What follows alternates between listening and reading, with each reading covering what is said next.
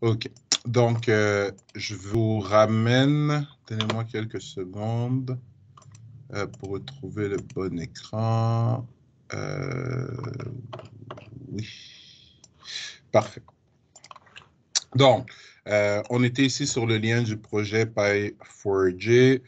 Donc, on est descendu dans Control GPIO. On a regardé l'exemple de base qui s'y trouvait, qui fonctionne, qui est une application console qui fait tout simplement une petite séquence où on allume une LED, on configure un GPIO en output, on allume la LED quelques secondes, on l'éteint, on l'allume un peu plus longtemps, on l'éteint, etc., etc. Et le schéma de branchement est fourni juste ici. Et si on est intéressé à avoir plus de détails sur les différentes classes utilisées dans cette démo, ben, elles sont disponibles ici dans la documentation. Donc, on a pris ça et on l'a formaté autrement. Donc, on l'a formaté avec les compétences qu'on a acquises en développement desktop Java, donc en développement Java Swing, comment créer une interface usagée, comment s'enregistrer au clic d'un bouton, comment positionner nos objets avec un layout manager.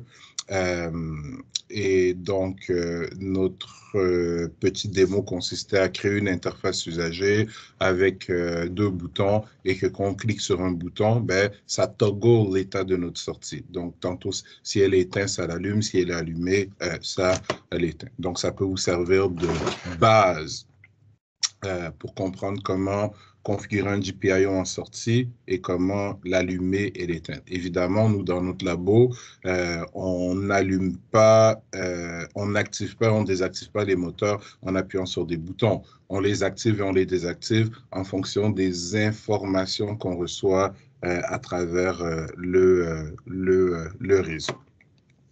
Donc, il y a une adaptation à faire à ce niveau-là. Deuxième phase, on veut être capable de récupérer l'information de capteurs qui sont branchés sur notre GPIO, toujours en Java, puisqu'on sait déjà le faire en Python. Donc, si je monte, je vois Listen to GPIO Event.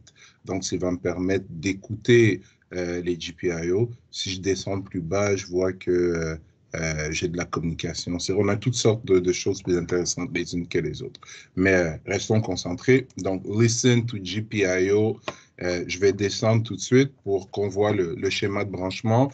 Donc, on a un bouton poussoir ici, un bouton poussoir normalement ouvert, c'est-à-dire que par défaut, il n'y a pas de courant qui circule. Lorsqu'on appuie sur le bouton poussoir, ben, ici, il y a un contact qui se ferme et donc on a un circuit fermé. Donc, on voit ici qu'on est allé chercher le 3.3 volts. On aurait pu aller chercher le 5 volts, là, ça aurait rien changé. Mais avant de continuer, il y a une note intéressante ici. GPIO2 pull-down resistor must be enabled to prevent the pin state from floating. Un pull-down resistor, c'est quoi? Un pull-up resistor, c'est quoi? Donc, on l'a expliqué rapidement au début de la session lorsqu'on faisait notre découverte de l'électronique, mais je crois que ça vaut la peine d'être réexpliqué encore une fois ici. Donc, voici ce qui va au CPU de mon Raspberry Pi. Ça va au Central Processing Unit. Et donc, je vais me faire un trait bleu ici qui représente le boîtier de mon Raspberry Pi. Moi, ce que je vois, c'est, vous, ce que vous voyez, c'est la partie qui est ici dehors. C'est votre pin. Donc, oups, on va dessiner ça mieux. Donc, je vais aller comme ceci. Je vais prendre du noir. Voici mon Raspberry Pi. Donc, moi, ce que je vois à l'extérieur, ouais, moi, je vois ceci, ça va, qui est peut-être le GPIO. Je vais l'écrire ailleurs. Donc, je vois une pin qui est quoi? Qui est le GPIO2, par exemple. Mais à l'intérieur, c'est configuré comment? GPIO ici, et là, je vais mettre le 5 volts. Donc, on va se faire une autre pin, disons ici, ça va, qui est la pin de 5 volts. Donc, à l'intérieur de mon Raspberry Pi, on peut imaginer ceci. Et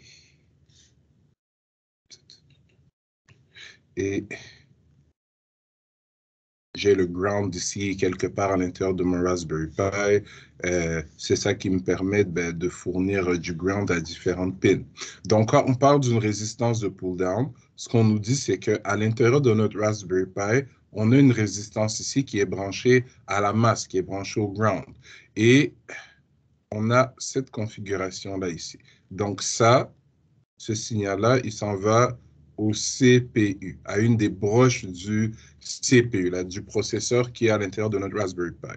Donc nous, quand on vient ici brancher un bouton normalement ouvert, donc je pars du 5 volts, je viens me brancher là, et je viens me brancher à mon Raspberry Pi, ben, présentement, qu'est-ce qui se passe? Présentement, ben, la patte ici de mon processeur, elle lit quoi comme voltage entre ce point et ce point-là?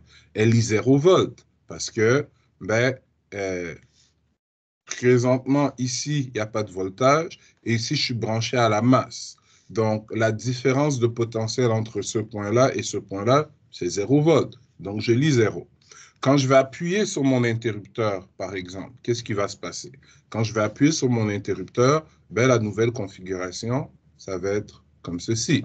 Donc là, je vais avoir un courant qui va circuler, ça va, qui va passer à travers la résistance. En passant à travers la résistance, ça va créer une chute de tension.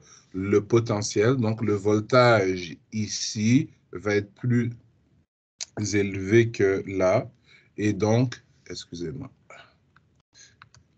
j'ai fait une petite bêtise dans mon explication de tout à l'heure.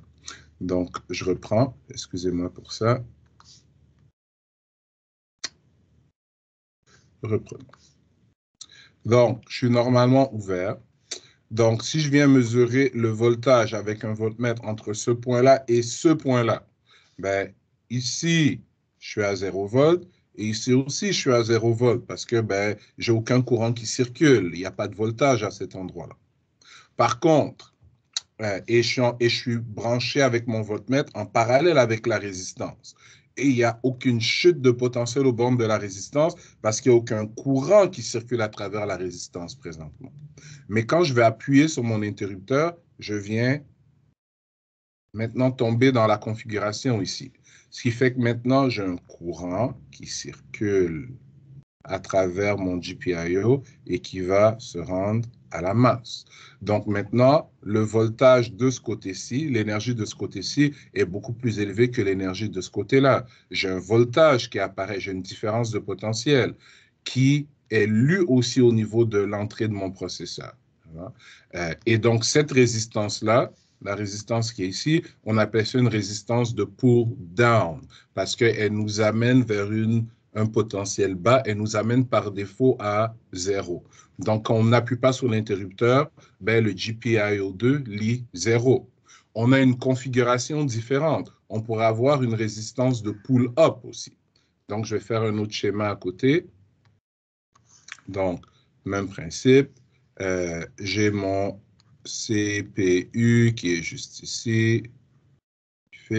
Et évidemment, mon Raspberry Pi est allumé, mais à l'intérieur du Raspberry Pi, ben, j'ai des connexions intérieures aux 5 volts. Donc, imaginons une résistance ici à l'intérieur. J'ai toujours un conducteur qui va à mon CPU. Et ici, on sort du Raspberry Pi. Ben, ça, c'est la fameuse pin que vous voyez. OK. Et vous venez brancher votre bouton poussoir ici. On le branche là. Et évidemment, ici, à la pin, à la pin qui est connectée à l'interne au ground de notre Raspberry Pi. Donc, j'ai ceci. Donc, par défaut, qu'est-ce qui se passe ici? Ben, j'ai 5 volts, j'ai une résistance, donc le courant, il circule. Par défaut, mon CPU, sur le GPIO2, il lit 5 volts. Mais à la minute où je vais venir appuyer sur mon bouton poussoir, ben, il y a beaucoup moins de résistance en ce chemin-là qu'en ce chemin-là. Donc, qu'est-ce qui va arriver? Ben, le courant qui allait directement au CPU va être dévié et va plutôt venir passer à travers le bouton et à la masse. Et donc maintenant, qu'est-ce que je vais lire moi comme tension? Si je viens mettre un voltmètre entre ce point-ci et ce point-là, gardez en tête que ce point-ci, tout ça c'est le même point. Tout ça c'est le même point. Un interrupteur fermé, c'est comme un bout de fil. Donc, je viens de me connecter directement à la masse. Je vais lire 0 volts ici. Donc, dans la configuration de ce côté-ci, on a une résistance de pull-up. Dans la configuration de ce côté-ci, on a une résistance de pull-down. Donc, c'était juste une petite précision pour m'assurer là qu'on comprenne bien ce qu'on veut dire dans la documentation qu'on parle ici de pull-down. Okay. On a le schéma. Encore une fois, on a les différentes liens vers la documentation des classes qui sont utilisées dans le démo. Regardons le fameux démo. Donc, je vais faire comme tout à l'heure. Je vais prendre le code qui m'intéresse, juste ici. Et je vais le ramener dans Notepad++ pour que ce soit un peu plus convivial.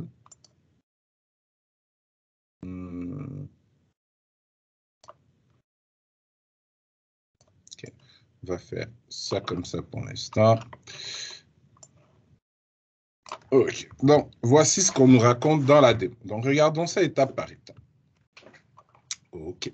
Donc, on a toujours notre public function main, donc ce serait notre classe par défaut dans BlueJ. On crée un GPIO controller avec la méthode statique getInstance. Donc, jusque-là, pas trop de différence.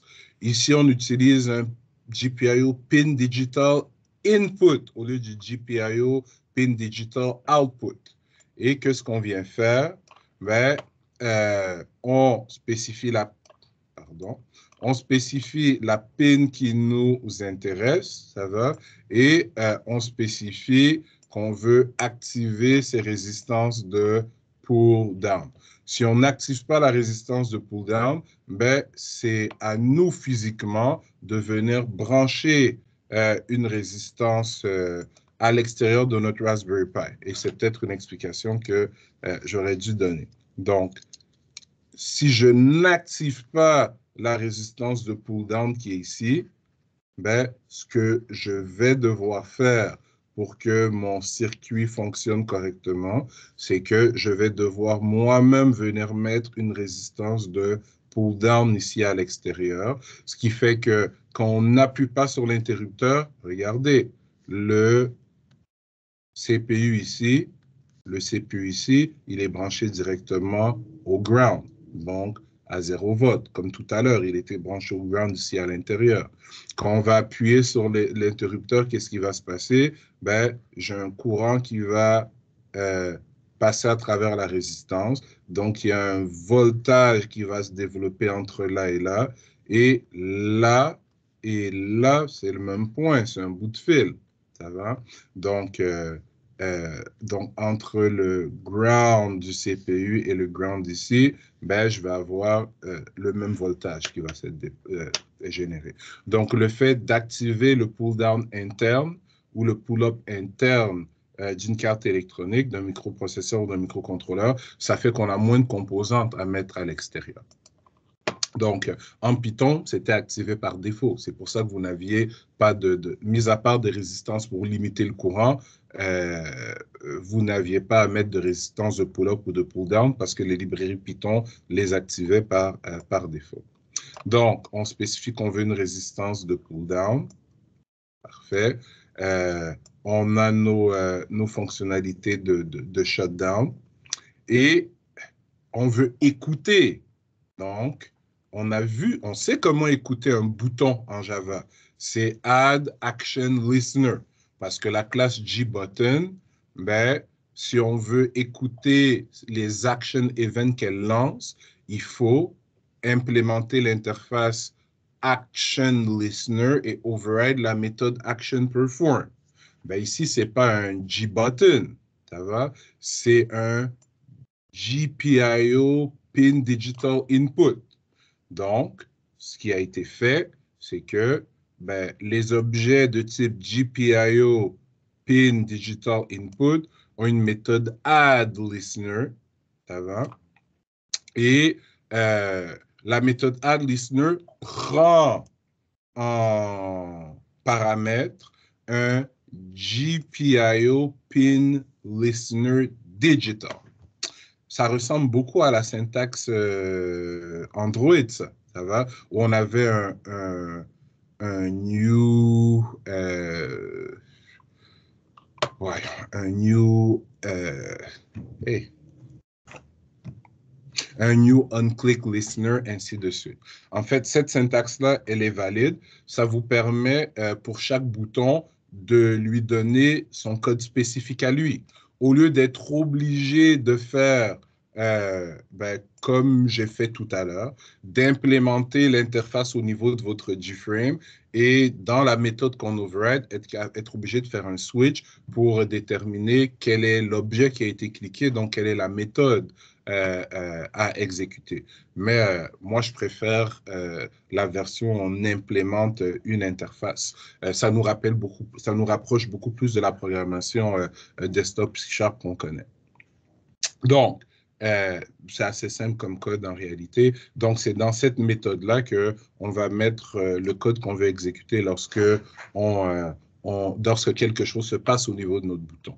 Et eux, qu'est-ce qu'ils font? Ben, event.getPin, donc ça va nous retourner ici le nom de la pin qui a été appuyée. Et ensuite, event.getState, ça va nous retourner high ou low, donc true ou false, ce qui nous indique si elle est activée ou non. Donc, au lieu d'écrire ça dans la console, ben, nous, on pourrait prendre le state qui est là parce que ça retourne un booléen et dans un if, dans une structure de décision, si le state du bouton, par exemple, est on ou le state du capteur est on, ben, j'allume une alarme ou j'envoie un message à travers le réseau.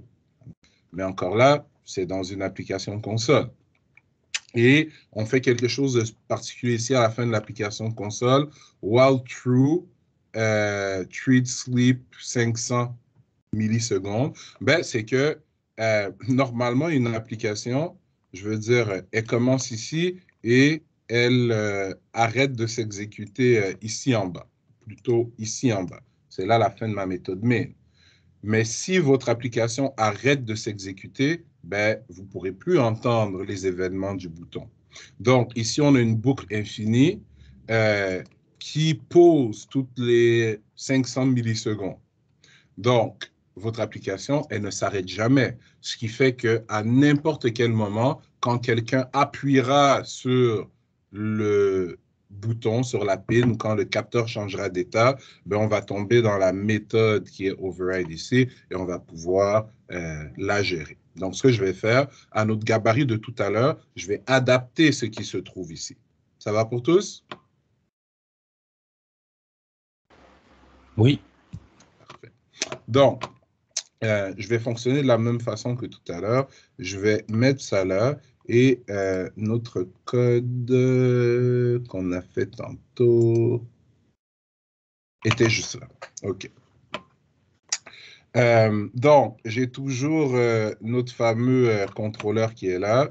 J'ai un GPIO Digital Output. Ah, pour mon code, parce que je vais vous donner ce fichier-là comme gabarit après. Donc, ici, il faudrait qu'il soit correct. C'est AR. N'oubliez pas que le premier ici était initialisé par la méthode avant, alors que le deuxième ici était initialisé plutôt par la méthode arrière.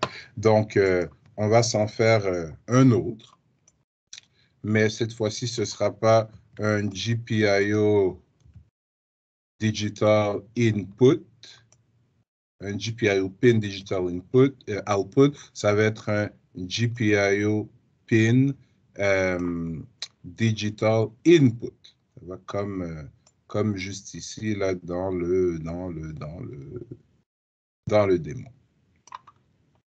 Juste ici, input. Donc, je vais changer le output pour input.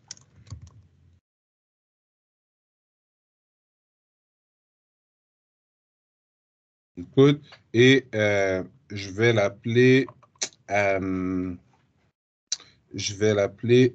tiens, limit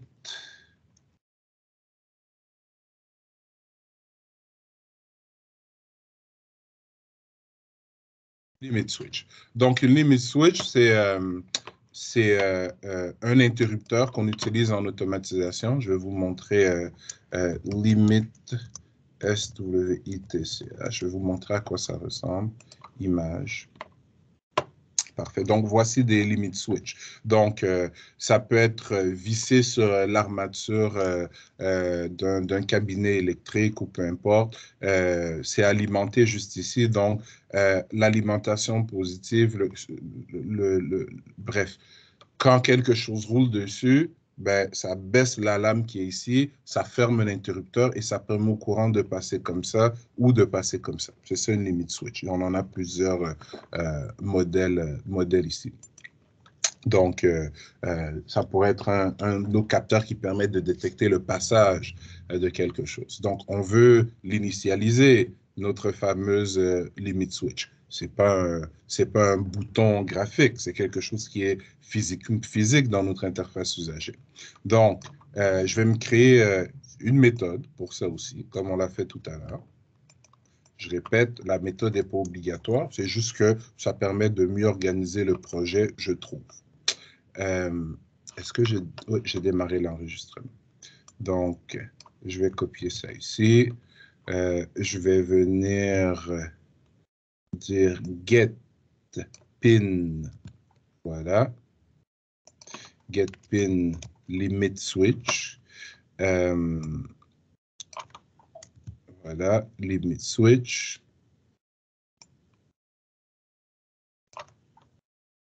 Limit switch. Ici, ce n'est pas provision digital output pin, ça va devenir provision digital input pin. Et on voit que la signature change un peu. Là, oui, on veut toujours le numéro de la pin, mais cette fois-ci, on a le choix d'activer ou pas les pull-ups.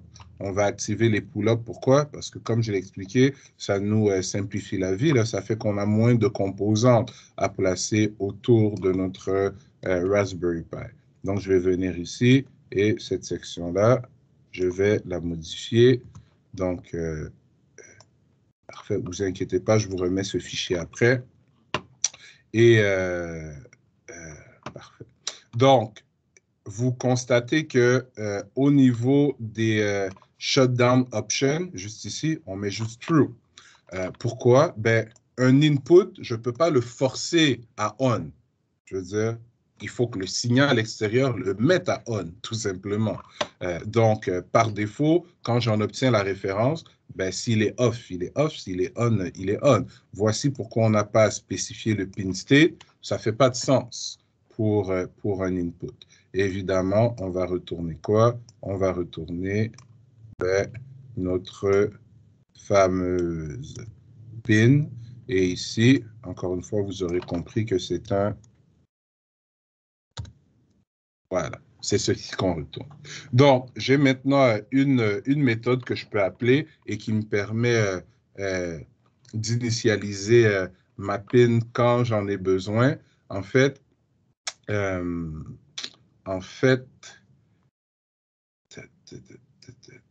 c'est ça, qui me permet d'initialiser ma pin quand j'en ai besoin. Et ça, je vais le faire au niveau du constructeur. Donc, je vais faire this point ceci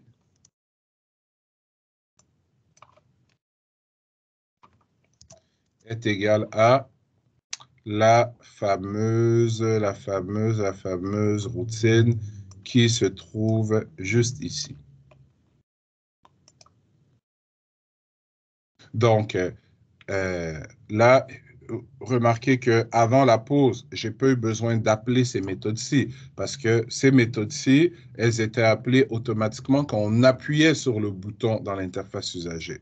Mais pour un input, ben, je n'ai pas de bouton dans mon interface usager. Donc, je dois initialiser mon GPIO en input dès la création de mon GFrame.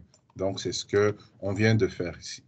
Maintenant, c'est super, ma PIN, elle est initialisée, mais si je veux être capable de réagir, ben, on voit ici dans le code qu'il faut que je dise à la PIN qui est son listener. Donc, je pourrais prendre le code qui est ici et venir le plaquer juste là. Ça marche. C'est comme ce qu'on fait en Android quand dans la méthode onCreate, on fait un set onClick listener, mais je veux garder le même gabarit. Je connais le nom de l'interface que je dois implémenter. Je connais le nom de la méthode que je dois override et je connais le nom du type de données que reçoit un paramètre. Donc, une classe ne peut hériter que d'un parent, mais peut implémenter plusieurs interfaces. Donc, tout ce qu'on va faire, c'est ceci. Donc, implement action listener, parce qu'on veut continuer à pouvoir répondre à nos boutons, virgule, et on rajoute la prochaine interface qu'on veut implémenter, ce qui va nous forcer à override une nouvelle méthode. Donc, je vais venir copier le code qui est ici, là, le code de mon override. Je vais venir le placer dans ma classe. Donc, ici. Je vais venir le placer dans ma classe juste là.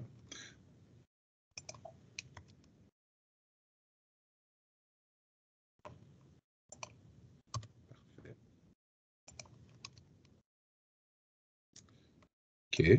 Et maintenant, c'est ici que je veux mettre le code que je veux exécuter lorsqu'on entend ce fameux bouton.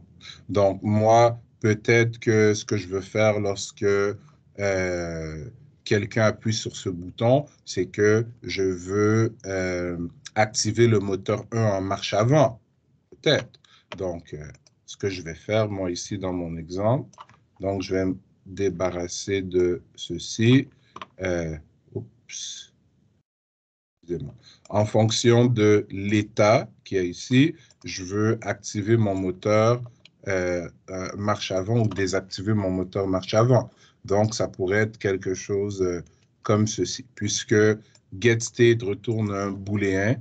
Donc, je pourrais faire if, ça va, event.getState. Donc, si c'est on, ça veut dire quoi? Ça veut dire que quelqu'un a appuyé sur, le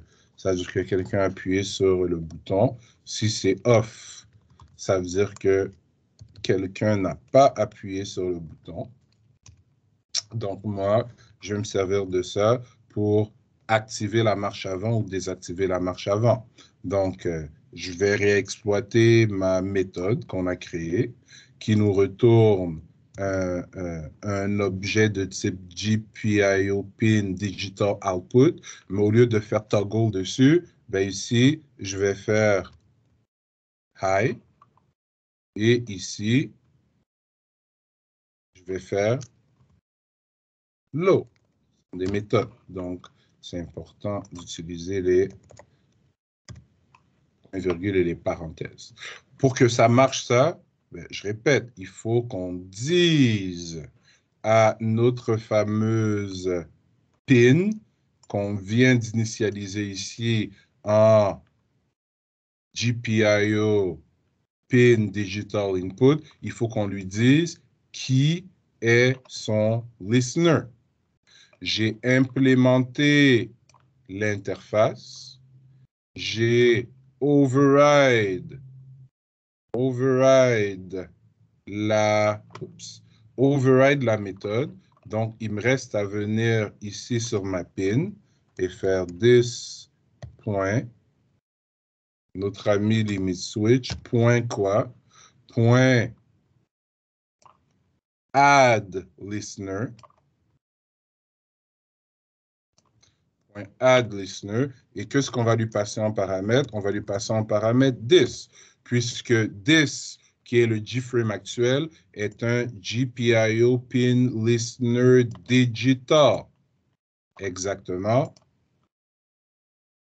ce qu'on avait ici. Donc, on a pris ce qu'il y avait dans la démo et on l'a adapté à nos besoins selon les connaissances qu'on a en programmation graphique Java. Évidemment, des éditeurs comme NetBeans vont vous aider un peu plus là-dedans. Ils vont générer les trucs, ils vont vous importer automatiquement les classes, mais je voulais prendre la peine de réarranger le code comme ça avec vous parce que BlueJ ne le fait pas nécessairement, mais pour vous montrer aussi que ce qu'on a vu dans les différents tutoriels ou démonstrations en Java Swing les semaines dernières contenait en fait toutes les notions nécessaires pour que vous puissiez vous débrouiller avec cette librairie. Mais c'est vrai que quand on ne l'a jamais fait, même si on a les notions, ça peut sembler être une montagne. Donc, j'espère qu'avec la petite démo qu'on a fait aujourd'hui, ça vous permet de comprendre un peu mieux comment les morceaux s'emboîtent et de réaliser que, en réalité, contrôler les GPIO d'un Raspberry Pi en Java, c'est pas beaucoup plus compliqué qu'en Python. Je pourrais faire du C ou du C++, parce que ça roule aussi sur le Raspberry Pi. Donc, j'irai chercher une librairie C ou C++ qui me permet d'avoir accès au GPIO et on pourrait refaire tous nos laboratoires dans ce langage-là, tout comme on pourrait refaire tous les laboratoires de la session en Java, puisque le Java permet de créer des interfaces graphiques, permet de faire du réseau, permet de contrôler les GPIO. Bref, tous les langages qui peuvent rouler sur Linux et qui ont une librairie vous donnant accès au GPIO, vous permettent de créer la logique, le software de votre objet connecté dont le noyau, dont le cœur est le Raspberry Pi. Ça va pour tout le monde, pour ma petite démo? Oui, ça va. Donc, ce que je vais faire, le fichier qui est là, je vais le sauvegarder. Évidemment, c'est une piste de solution. Là. Je ne voulais pas faire le code du Labo 6 pour vous, je voulais vous aiguiller. Donc, c'est une piste de solution sur laquelle vous pouvez vous baser, faire des modifications pour le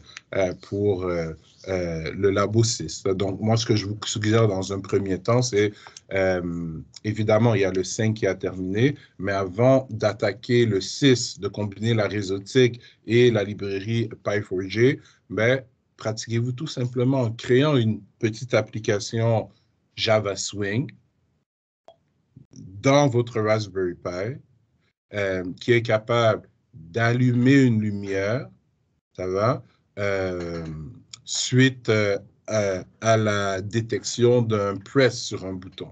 Donc, ça vous prouve que vous êtes capable d'utiliser Py4J pour lire un GPIO et pour activer un GPIO. Une fois qu'on est capable de le faire manuellement, entre guillemets, mais là, on peut rajouter la réseautique, donc recevoir une commande en fonction de la commande reçue, décoder dans une structure de décision, activer tel ou tel GPIO. Donc, je vais sauver ça sous le nom de aide pour Labo 6. Ça va? Qui est un fichier Java que je vais déposer sur, j'ai dit sur mon desktop et que je vais tout de suite aller vous uploader sur Teams. C'est moi me débarrasser de ça. Sur Teams. Donc, dans votre groupe à vous, donc on est en POC, groupe 4-5, oups, pas en hiver, excusez-moi. Donc, POC, groupe 4-5-1. Voyons. POC, groupe 4-5-1. Je vais aller dans le Labo 6 et juste ici, uploadons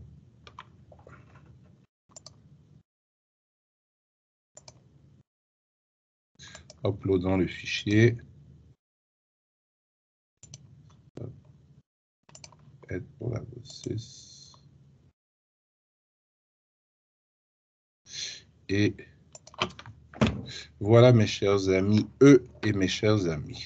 Ça va donc, c'est ce que je voulais couvrir en surplus avec vous aujourd'hui. Donc, moi, ça clôt ce que j'avais à vous raconter aujourd'hui.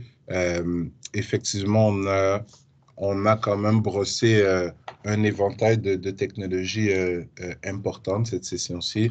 On a fait, on a présenté, comme je dis, on pourrait faire 800 heures en périphérique objet connecté. On pourrait faire un deck au complet juste avec le sujet de périphérique objet connecté, puisque tous les sujets que j'ai abordés avec vous, on peut les aborder dans tous les langages de programmation orientés objet que vous avez vus. Donc, la communication série, j'ai choisi de la faire en C#. Pourquoi?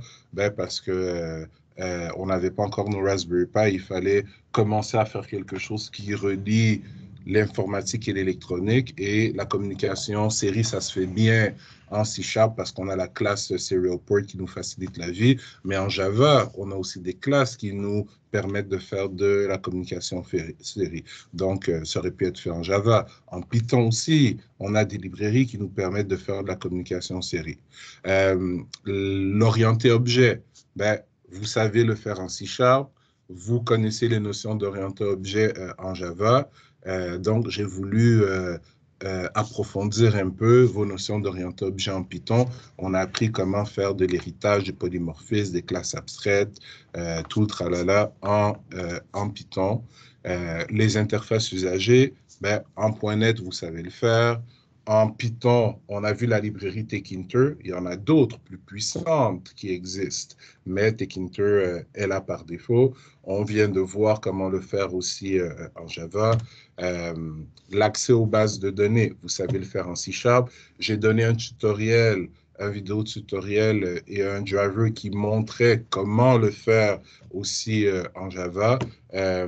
En Python, on est passé par une base de données externe en parlant un script, mais nativement en Python, et vous ne le saviez peut-être pas, mais quand vous installez Python sur votre laptop Windows ou sur le Raspberry Pi ou sur un Mac, Python, par défaut, installe SQLite. Donc, en Python, on a un support naturel pour SQLite, mais on peut aussi rajouter des modules pour communiquer avec directement, sans passer par un script intermédiaire, là, à tous les serveurs de base de données majeurs.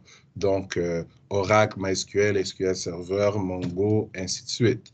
La communication réseau, donc comme je l'ai dit, on peut le faire en Java, on peut le faire tout aussi facilement en C#, on peut le faire en Python.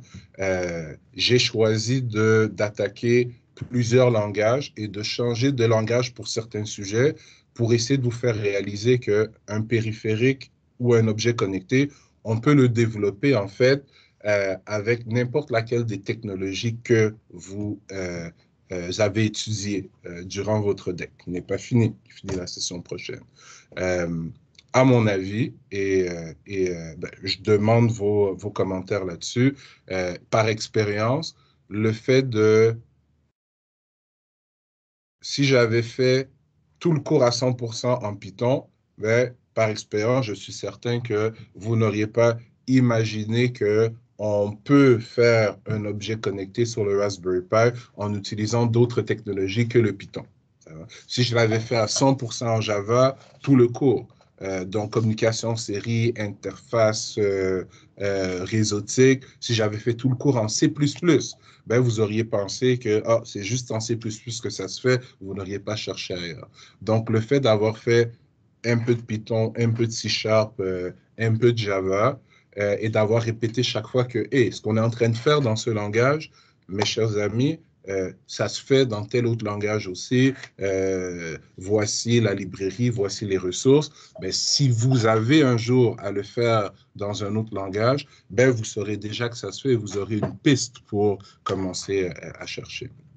Donc, c'est mon discours de clôture, mais j'aimerais en commentaire individuellement, vous m'écrirez est-ce que je vous avais trouvé ça pertinent, pas juste pour le cours, mais pour vos connaissances générales.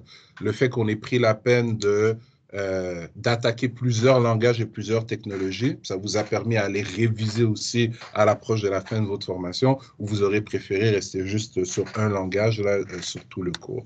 Donc, j'aimerais avoir votre avis là-dessus, parce que ben, c'est un cours que je modifie là de session en session. Cette session, on a fait plusieurs choses que j'ai fait la session dernière, mais on a fait aussi plusieurs choses que je n'avais pas eu le temps de faire la session dernière ou que j'ai fait différemment de la session dernière, d'après les feedbacks que j'ai eu la session dernière.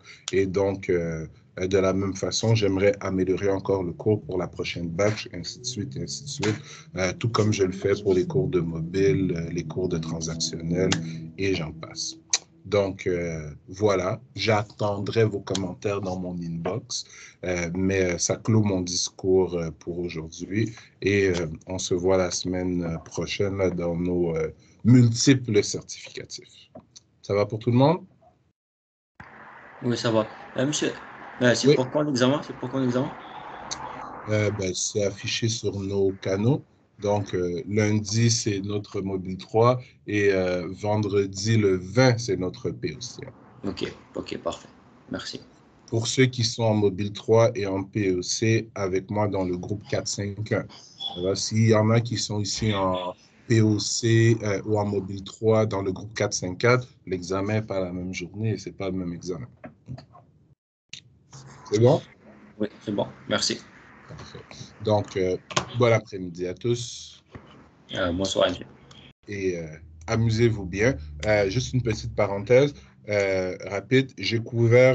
On a couvert rapidement la théo là, sur les moteurs, les points H. Comme je l'ai dit, on a manqué de temps pour être capable de le faire physiquement en laboratoire, mais on a la théo entre guillemets pour le faire. Ceux d'entre vous que ça intéresse, ben, on se voit la semaine prochaine de toute façon 2 fois.